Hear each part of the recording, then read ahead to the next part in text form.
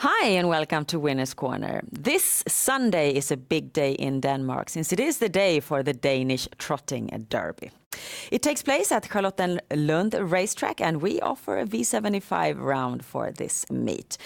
Mike, have you fallen for any specific one of the 4-year-old horses in Denmark this year? Well, there are several horses that impressed me in the eliminations, and it seems that several of them are on their way up still. There's a lot of development in them. One that I like a little bit extra is Champions Peak. That's the one I would like to own. Very well then. We start now though in race 5 and it equals the start of the V75 round, and here we find the biggest favorite of the day in number 9 Bandit Brick. But I assume he's not your main target here when we're looking for some betting value. No, he's going to be a huge favorite here. Instead, I'm going to go for a show bet on number 7 Flash Håleryd. This one comes with good form, was really good last time when he won at Kalmar. It was against real easy opposition, that's granted, but he is a strong horse who loves the long distance here, and I think he's got a very good chance to finish in the top 3, and hopefully we're getting decent odds since he's a Swedish guest and maybe the Danes don't know him that well. So we start off quite softly here with a show bet in race 5 on horse number 7 Flash Håleryd. We move on to race 7. It's the only sprint race in the round, Mike, and tell us about it. It's going to be a very fast sprint race. We've got some really good horses in this race. Number 2, Justice Ås, I think, is going to head for the lead here. Comes with improving form now. Last time he was first on the outside there on Slide So Easy, but raced really well. Never surrendered completely. And this time I think the positions will be turned around. Justice Ås will be on the inside and Slide So Easy on the outside, and that will mean the order will be turned around as well. So Justice Ås is my winner in this race, but he's up against a really tough horse besides Slide So Easy. Number 3, Probo OP. This one has been quite impressive since he came to Sweden and Vimpal. Last time he won, the tempo was extremely high all through the race, and the Probo OP proved the strongest over the final stretch. He won in 09.9, but you can't put too much emphasis on the speeds in the summertime. But he looks like a really good horse. He's a strong finisher, and as I said, Justice Ås in the lead, Slide So Easy on the outside, Probo OP in second over. I think he's got a good chance to take down Slide So Easy at least and finish in the top 2.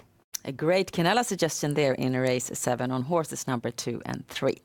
We turn the page to race 8, and it's for 3-year-olds, and mainly people think here that this is going to be a race between number 3 Star Macmillan and number 2 Don't Pay the Ferryman.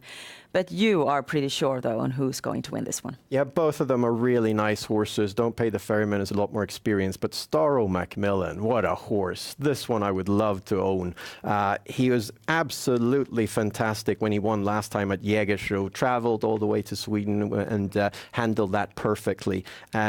This is a future superstar for Sten Hjul and trainer Søren Kohlberg. I don't see him losing this race. He's a better horse than or at least a much more promising horse than Don't Pay the Ferryman. And from a good post, he's going to win this one.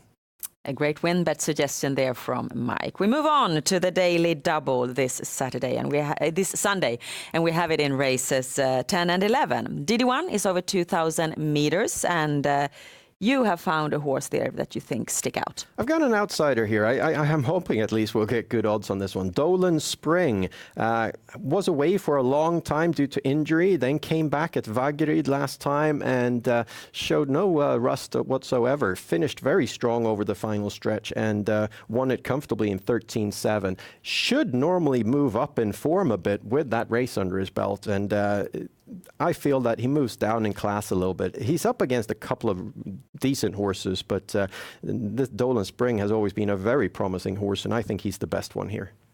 In DD2 then we have the highlight race of the day, the Danish Trotting Derby. The distance is 3,000 meters. That is 400 meters longer than we have on our Swedish Derby distance. The race doesn't hold any clear favorite, Mike. How do you solve this one? It's a very even edition this year, and several of these horses are on the way up, as I said. I really like Champions Peak. I think that's going to be a great horse, but betting-wise this time, I'm going to go against him. I'm going to go for number 2, Chio Gilback. The fastest winner of the eliminations. This time, Thomas Urberg replaces René Schär, and for me, that's a big plus. Thomas Urberg is one of the better drivers we have, and he knows the Danish track very well as well. from a good post here, I think Chio Gilback offers really good value because he's not going to be the top 2-3 favorites. He's going to go off as a bit of an outsider. And this means that we have one single combination for the daily double this Sunday. 7 races, and we have to find the winners in each and every one of them. That is the game that we call V75. And Mike, as usual, you have a solution for us. Hopefully promising one. Let's take a look at it.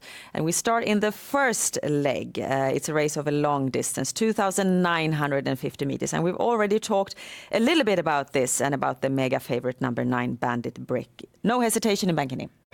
He's won 29 out of 34 lifetime starts. He's a horse that wins no matter what kind of trip he gets, no matter what opposition he's up against.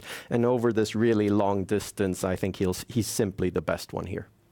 The second leg is the Derby Consolation, and the distance here is 2,000 meters, and you hope that 4 marks will be sufficient. Yeah, but I don't feel entirely safe with that. Very open race here.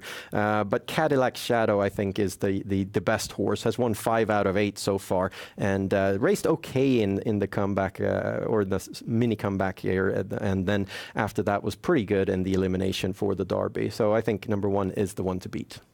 In the third leg, we've talked about number 3, Probo OP, and number 2, Justice Ås, that made up your quinella. But here you add on also number 5, Slide Sweezy. Yeah, I add the favorite. He is strong. I'm hoping he gets the outside position and Probo OP takes him down. But he is so good. He was so good last time. It's dangerous to leave him off. The fourth leg, we have you're banking the one that we earlier recommended a win bet on, number 3, Star Macmillan. And then the following race, the fifth leg, is a very low-class race here for being in V75 for horses that have earned less than 50,000 Danish crowns. You solved it by marking all the horses. Yeah, I pretty early on figured that was the best solution to it.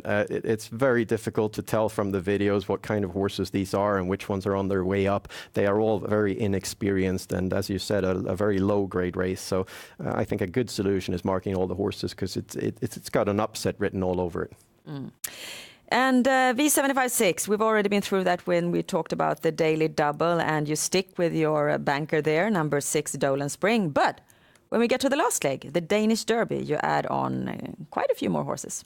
Yeah, it's a very even edition, and I would have liked to mark more horses even. I don't like having 6 horses on my slip in the Derby final and not having Bjorn Goop on it. That is scary.